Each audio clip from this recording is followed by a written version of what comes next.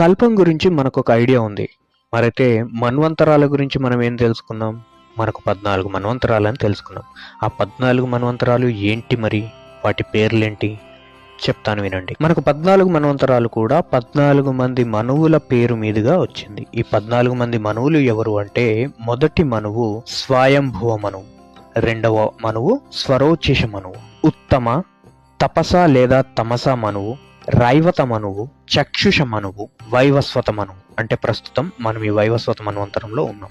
ఆ తర్వాత సావర్ణి మనువు, దక్ష సావర్ణి మనువు, బ్రహ్మ సావర్ణి మనువు, ధర్మ సావర్ణి, రుద్ర సావర్ణి, దేవ సావర్ణి, అలాగే ఇంద్ర సావర్ణి 14వ మనువు. అయితే ఈ 14 మన్వంతరాల్లో ఇంద్రుడు అనేది పదవి అని చెప్పుకున్నాం కదా, ఆ ఇంద్రులు కూడా 14 మంది ఉంటారు. అయితే ఏ మన్వంతరానికి ఎవరు ఇంద్రుడిగా వ్యవహరించారు అనేది తర్వాతి వీడియోలో తెలుసుకుందాం. నా కంటెంట్ కనుక మీకు నచ్చినట్టయితే లైక్ చేయండి, షేర్ చేయండి, ఫాలో చేయండి, అలాగే మీ అభిప్రాయాల్ని కామెంట్ రూపంలో తెలపండి.